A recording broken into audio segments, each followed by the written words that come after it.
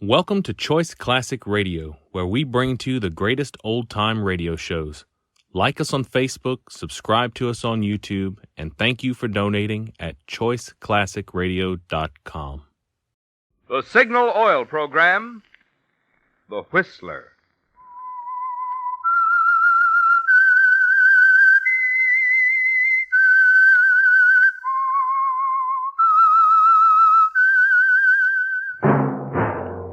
That whistle is your signal for the Signal Oil Program, The Whistler.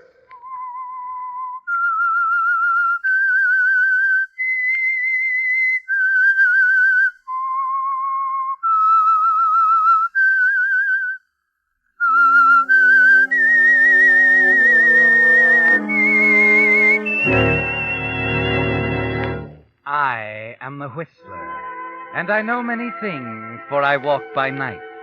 I know many strange tales hidden in the hearts of men and women who have stepped into the shadows. Yes, I know the nameless terrors of which they dare not speak.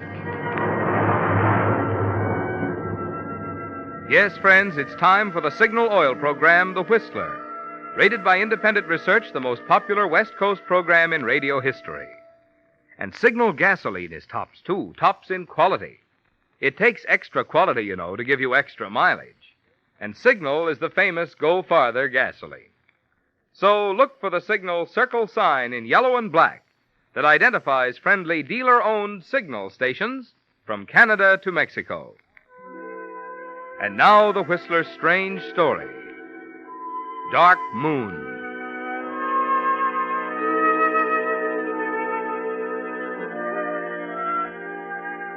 It was a miracle, the kind of miracle peculiar to a piece of Southern California acreage, where only a few years ago, a handful of men in puttees and riding breeches put their caps on backwards, grabbed their megaphones firmly, and set their cameras to grinding out an industry. Yes, it was the kind of a miracle that happens to someone almost every day in Hollywood.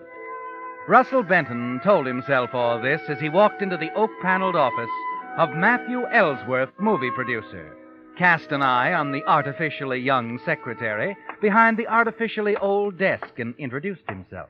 I have an appointment with Mr. Ellsworth. I'm Russell Benton. Oh, yes, Mr. Benton. Mr. Ellsworth is expecting you. This way, Mr. Benton. Don't bother. I know the way. Oh, thank you. Am I on time, Matt? You're early. Sit down. Yeah, this is one appointment I didn't want to miss. Nervous? Yeah, a little. Relax. It's not going to hurt a bit. You know, I've got a lot of confidence in you, Ross. I hope you're right. Funny, isn't it? Only a week ago, you were just another name. The face that dropped in once a week at the casting offices around town. Now I've got every movie columnist in the country on my back trying to get your life story. A little premature, isn't it? I don't know. I think this screen test will be everything I want it to be. I hope so. And if you make it, Russ, you'll be right at the top. It's a smash vehicle, this one we're testing you for. I think you're right for it. It needs a leading man with a touch of character, and in my opinion, you can't miss. Dark Moon. 3 years on Broadway and still going. We spent $500,000 for the picture rights of Dark Moon, you know. Tell me, Matt, there was another guy. Don Bradford? Yeah. He's up for the part, too, isn't he? He made a great test, but I think you'll top him. The New York people seem to think he's terrific. I'm not so sure. Uh-huh. What about my test? When does it happen? As soon as they're ready on the set. It's a little like waiting to be hanged. Relax, I said. By the way, what do you think of the part? It's a natural for me. Shame I didn't find you when I was casting the play in New York. It wouldn't have been hard. I was there at the time. Oh, what made you leave? Circumstances, Matt. Theatrical? Matrimonial. Oh. I didn't know you were married. I'm not. Been divorced for 2 years. Couldn't make a go of it, huh? Or, am I on a touchy subject? No. It was simple. She liked mink. My pocketbook didn't. An actress? Yeah, she's probably still back there. I haven't seen her since we split. Oh, that's too bad. I've only been married for about a year now, but I think I have a pretty wonderful girl. An actress, too. I met, excuse me. Ellsworth? Yes, he's in my office. Good, we'll be right down. Let's go, boy. They're ready to shoot. We're due on the set in 10 minutes.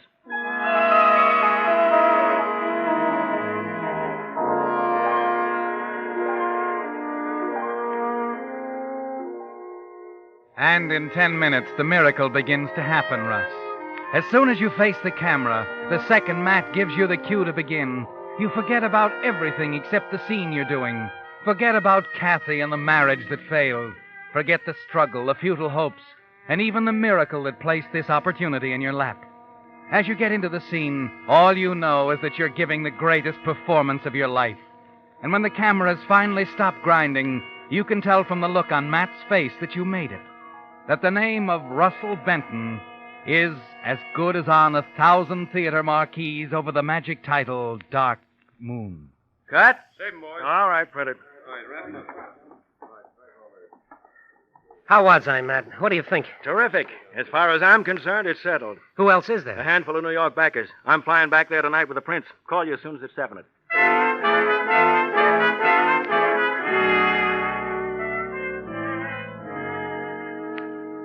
It's happening right before your eyes, Russ. The wonderful night before Christmas feeling is real, not a dream anymore. And now, with a big hurdle behind you, you know you can't miss. It's too good to keep, Russ. And early that evening, you drive over to Laura's home in Beverly Hills. She'll be proud of you now, and that's important. You want Laura to be proud. Russ, darling, I heard. I'm so happy for you. Me too. Have they said anything definite? Matt's gone to New York with the prince. Oh, you mean about Don Bradford? Yeah, huh? Well, the New York people have held out for him all along. But don't worry, darling. Matt'll make him see the light. Come on now, the party's out by the pool. Let's join them, shall we?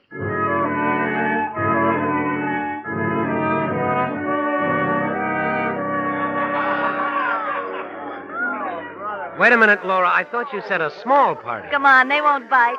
I'll introduce you to some of the nicer ones. Well, if you... Say, isn't that Frances Connors, the columnist? Uh-huh. Queen Frances herself. I want you to meet her. How do you do it, Laura? You'd be surprised. Now, be nice to her, darling. She can make or break any actor in Hollywood. Do I kneel down and kiss her hand? No. Just give her a captivating smile, A26, darling. The impressive one. Frances! Excuse me. Yes? Oh, Laura. Frances, I'd like you to meet Russell Benton. This is Frances Connors, Russ. Aha! Mr. Lucky himself. How do you do, Russ? I've been waiting to meet you. How do you do? I've heard the good news. Congratulations. It's a great story and a great part, darling. I'm all for you. Thanks. Don't let it spoil you, Russ. Go on, Francis. I love it. Well, let's have the story. What did you do up to now, Russ? Oh, the usual stock. And several years of theater work in New York. That's about all. Ever been married? Divorced? Kidnapped? Shot at? Married and divorced, yes. Russ, you never told me. You never asked, Angel. Why should I... Mr. Benton, excuse me, please. Yes. You're wanted on the phone. Sir said it was important. Oh, you'll excuse me? Of course, darling. I'll think up some questions while you're gone. Be right back.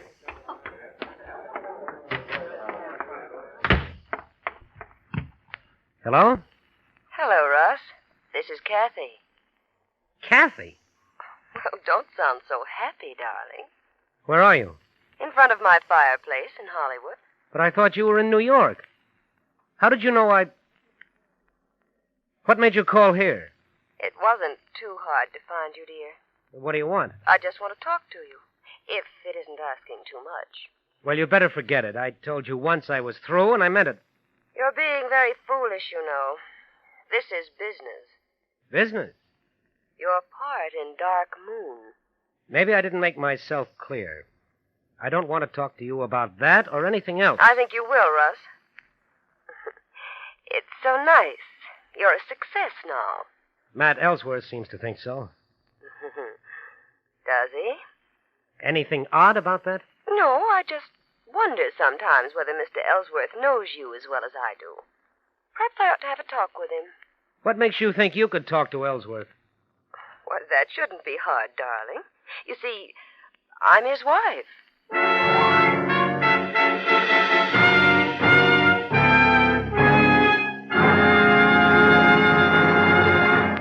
With the prologue of Dark Moon, the Signal Oil Company is bringing you another strange story by The Whistler.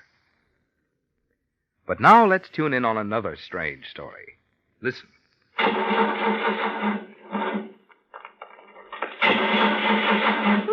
That's strange. I just bought that battery a short time ago, and it's dead already. Nothing so strange about that, lady. Chill nights and mornings put quite a strain on batteries. And some batteries hold up better than others. You mean all batteries are not alike? Indeed, they're not. That's why when you're investing money in a new battery, it's not good business to take a chance on new or unknown brands. Make sure that you're choosing a real quality article, such as a genuine Signal battery. Every rugged Signal battery is made from the very finest materials, according to exacting specifications laid down by Signal Oil Company. And Signal batteries are guaranteed for long, trouble-free service. Who stands back of that guarantee? Signal Oil Company, which supplies the products for almost 2,000 dealer-owned Signal stations, is proud to stand back of every Signal battery. One more question. Where can I get a Signal battery? From your neighborhood Signal dealer, the same man who checks your battery when you get gasoline and recharges it when it's low. Just another good reason for making your next battery a genuine, guaranteed Signal battery. And now, back to the Whistler.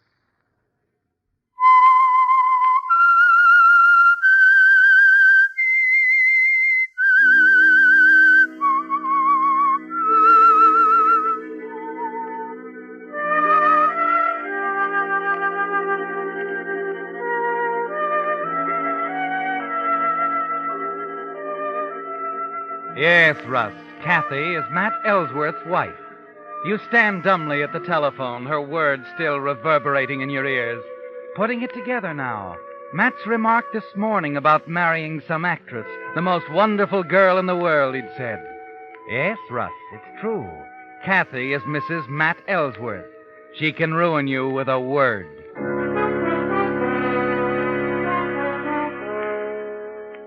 You make a hurried excuse to Laura, hasten down to your car, drive to the number Kathy gave you high in the hills overlooking Hollywood.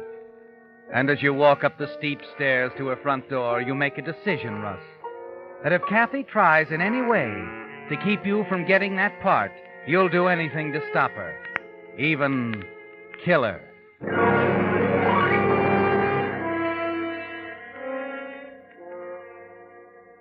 Sit down, darling. Thanks. Nice of you to come. I thought you'd change your mind. I simply wanted to find out what was on yours. Well, aren't you even going to say you're happy to see me? I'm not a hypocrite, Kathy. Just as sweet as ever, aren't you? Suppose you get to the point. Point? I don't want to stay here any longer than I have to. Well, as I told you, it's about Dark Moon. Naturally. My husband doesn't often make mistakes, Russ. However, I think he's making one on this picture. And I've told him so. What kind of a mistake? There's a charming young actor I've come to know very well in the past year. I think he's made to order for the lead. And the New York backers seem to agree with me. Don Bradford? Yes. I want him to have that part. Why? I told you, he's charming. He's competent. I like him. I see. I might mention that Matt doesn't seem to agree with you. At least not after my screen test this morning. Yes, that's right. So I'm afraid there's only one way to convince him. Oh? You're going to tell him you don't want the part, Russ.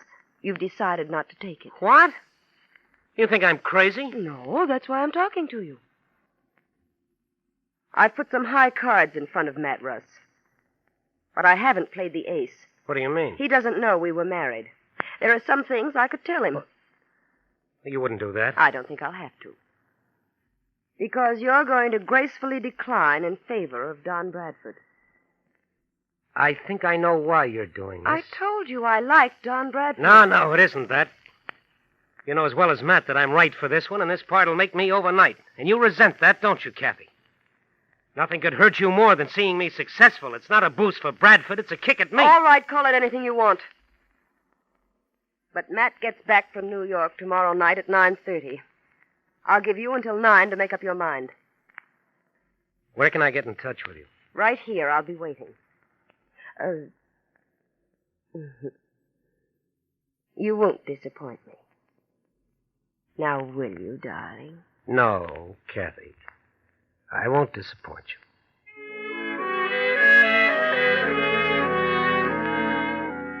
You know she's deadly serious as you leave the house. Know that this woman will stop at nothing to ruin you. And calmly, without emotion now, as you guide the car through the dark streets back to your house, you decide to kill her.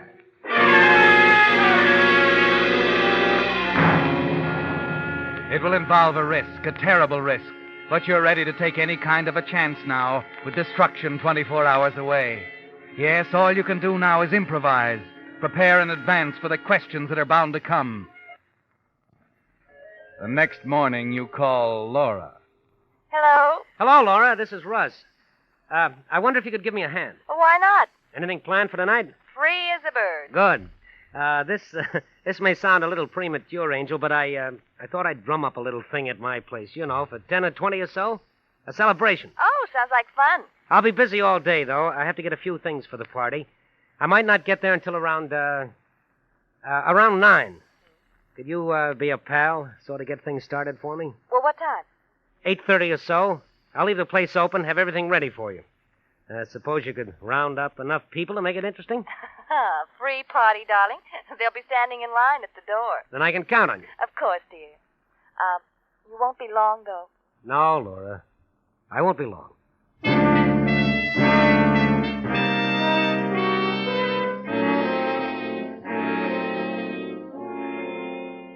But, Russ, you mind if I admit I'm a little confused? It's very simple, Jeff. Is it?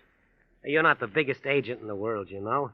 You were saying the other day you'd give anything to handle me. After all, 10% of my salary after this picture is shot. I know, Russ. I just don't understand why you'll sign up with me now after you turn me down. I can trust you, Jeff. That's why. I want you to do a favor for me. Oh. I'm having a little party tonight. I can't get there until after 9, and I want to tell him I was tied up with my agent, say from 8:30 until 9 o'clock. You want me to say... Yeah, huh?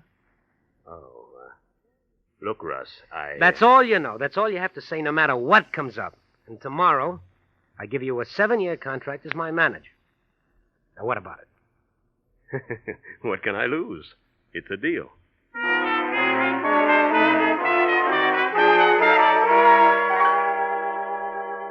Yes, Russ, it'll be a straight story, and you can stick with it. A conference with your new agent, Jeff Harris, until 9.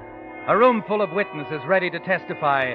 You arrived at the party a few minutes afterward with your arms full of groceries.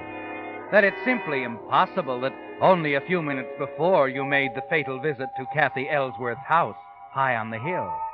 Yes, it's foolproof, isn't it? At 5 minutes to 9, you step out of your car, walk up the steep stone steps to Kathy's door, and press the bell.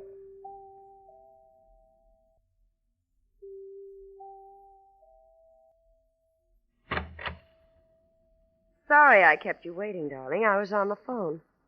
Come on in. No hurry, Kathy. Let's go into the living room, shall we? Any way you like. Sit down. I'll stand. All right. Now, what about it? I want to make very sure of one thing, Kathy. You are going through with this? Well, of course I am. Nat will be here in half an hour, Russ. There's no way I can change your mind? I told you the way. It's too bad, Kathy. Too bad. Russ, no. Russ!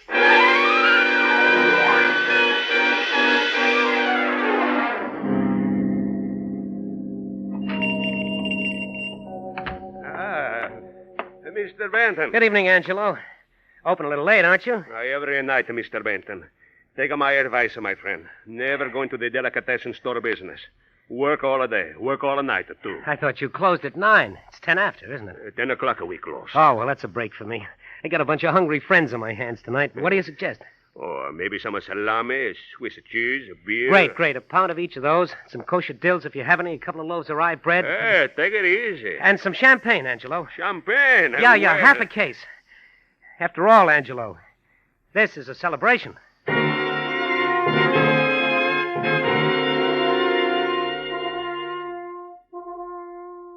You try and shake the picture of her out of your mind as you leave the delicatessen and drive toward your house and the waiting guests. It's a grim picture, Russ. Kathy slumped limply against the overstuffed chair near the fireplace, awaiting the arrival of her husband in a matter of minutes now. A cold dread creeps over you, Russ. And the awful finality of what you've done makes you realize only now that, important as it seemed a few minutes ago, Dark Moon and the new career wasn't worth this. No, Russ, it wasn't worth murder. But there's no changing it now. You steady yourself, take a firm grip on your nerves and the bundle of groceries, and open the heavy front door of your house. Hello, Russell. Dave, here he is, gang. Hail the conquering hero! Look, reinforcements. Oh, manna from heaven. Oh, what is it? I'm starved. Hey, take it easy. Ah, that's my boy. Give me a hand, will you, Dave? Oh, what is it? Champagne. Woo, champagne. Will I give you a hand? Here, let Uncle Dave Oh, take care of be it. gentle, old man. I don't want to christen the floor. Always get this way when I hear that magic word. Where's Laura? Out there in the wilderness somewhere. Laura! Here you are, Dave. Take care of the champagne, will you? You bet I will. Laura? Oh, Russ, You did a great job on the party. Thanks. when you're a great man, I'll be your secretary. Did you take care of everything, darling? Huh?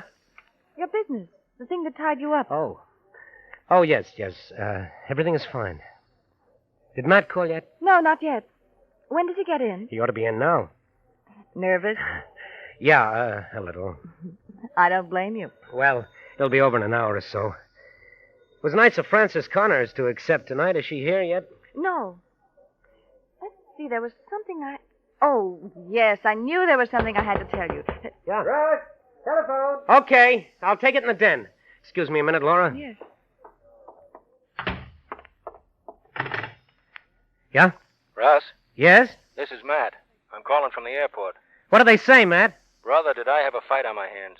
We went round and round for 6 straight hours, with me talking Russ Benton while they talked Don Bradford. How'd they like my test? Great. They thought you did a great job. It's all set, then? Now, that's why I called you, Russ. I didn't want to keep you in suspense any longer. That's nice of you, Matt. I just wanted you to know I tried my best. Tried your best. They were too much for me, kid. I'm afraid it's going to be Bradford. Bradford? As I said, they loved the test and all that, but they were set on Bradford from the first. Bradford? And after all, they're putting up most Oh, of the dough. no. Russ, hello. Hello, Russ. He couldn't have done it better with a sledgehammer, Russ. The room swims before your eyes. There's a buzzing in your ears, wiping out the sounds of the party in the next room. Did you hang up? And you realize Matt's voice is still coming out of the receiver on the What's table. going on there? You pick it up, lay it in the cradle. Hello, Russ. Hello. You've committed a murder, Russ. You've killed Kathy. And for what?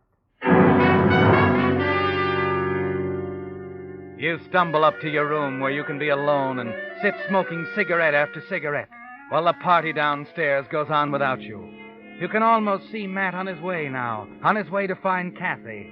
You picture his car cutting through the night, winding along the tree-lined streets high over Hollywood. You can hear his steps as he walks up the brick path to the door, the key in the lock. You can see him as he walks into the living room, calling for her, puzzled. And you can see the sudden stroke of terror in his eyes as he finds the answer. You don't know how much later it is that the sound of your own doorbell downstairs snaps you out of it. And as you hurry back down, Dave is letting 2 men in. One of them is Matt. The other, a grim-faced man in a gray suit, is unquestionably a police officer. Well, Matt, welcome home. Hello, Dave. Hello, Matt. Russ, can I see you a minute? Sure. Let's go in here. You made it here in a hurry. Come straight from the airport? No, I didn't. I thought you were sore the way you hung up on me. Hung up on you. Yeah, right after you gave me the jolt about Bradford. And it was a jolt, too, you know. That's no reason to hang up on a guy. I guess we were disconnected. Oh, I'm sorry. This is Inspector Hardin, Russ. Homicide detail. Homicide? That's right. I'd like to ask you a few questions, if you don't mind. Of course. But I don't understand. I'd like to know where you were tonight, Mr. Benton. Why? Is something wrong? It's my wife, Russ. Kathy was murdered tonight. Murdered? Why are you asking me? You didn't answer my question, Mr. Benton. Where were you all evening? Here? Why, practically. Practically? Yeah, I was tied up with Jeff Harris, my agent, until pretty late. You can check on that. Then I stopped on my way here and bought some things for the party. Look, why are you asking me? We had to ask a few questions, Russ. My wife had written the name Russell on a memo pad. After it, 9 o'clock. Good Lord, Matt, I don't even know your wife. Until this moment, I didn't even know her name. What about it, Mr. Ellsworth? I'm surer now than I was before. What are you talking about, Matt? How could I? I had to do it, Russ. The inspector insisted we talk to you as a matter of routine. Even though I knew it was ridiculous. It wasn't Russ here, Inspector. I think I can vouch for that. Okay. Sorry we bothered you, Mr. Benton. Matt, you don't know how this makes me feel. I know, Russ. Thanks. Come on, Hardin. We'd better get down to headquarters.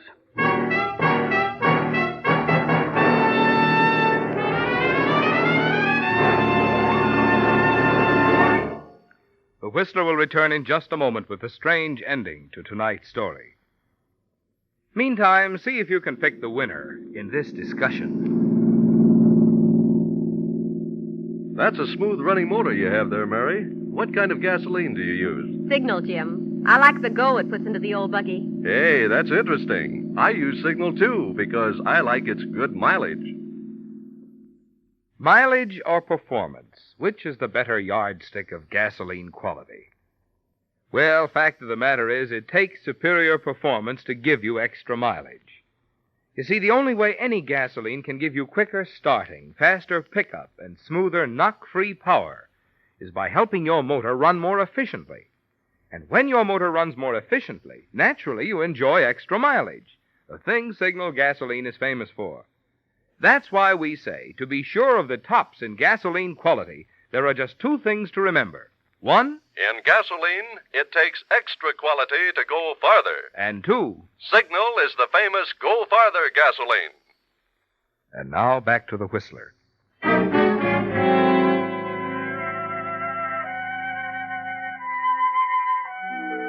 Well, Russ, you've brought it off. Somehow, somewhere, you found the strength to face Matt and the inspector. And as you guide them back to the front door, you know the worst is over. That in spite of that damning piece of paper with your name on it, there's still no reason for them to suspect you. Still no known connection between you and Kathy. Still no discovered motive. And even though it was futile, Russ, even though the reason for the whole terrible night vanished into thin air with Matt's telephone call, you're safe. And with Matt still on your side, there'll be a future for you somewhere. As you open the door for them, Laura comes up to you looking a little worried. What is it, Russ? It's nothing, Laura. Matt, aren't you going to stay? No, Laura. What is this? What's the matter? It's nothing, Laura. There was just some question about where I was tonight at 9 o'clock. Oh, well, you told him, of course. Yes. You know where he was, miss? Of course. He was at Kathy Ellsworth's front door. She told me so when I called to ask her why she hadn't arrived at Russ's party.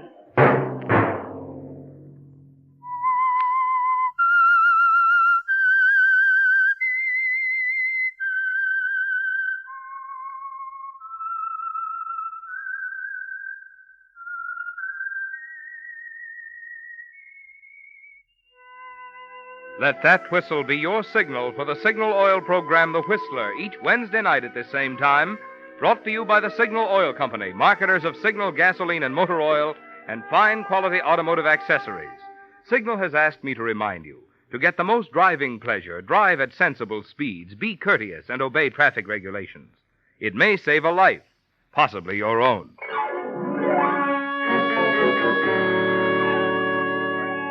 Featured in tonight's story was Frank Lovejoy. The Whistler was produced by George W. Allen with story by John W. Hart, music by Wilbur Hatch, and was transmitted to our troops overseas by the Armed Forces Radio Service. Next Wednesday, for a full hour of mystery, tune in a half hour earlier. Enjoy The Saint as well as The Whistler. Marvin Miller speaking. This is CBS, the Columbia Broadcasting System.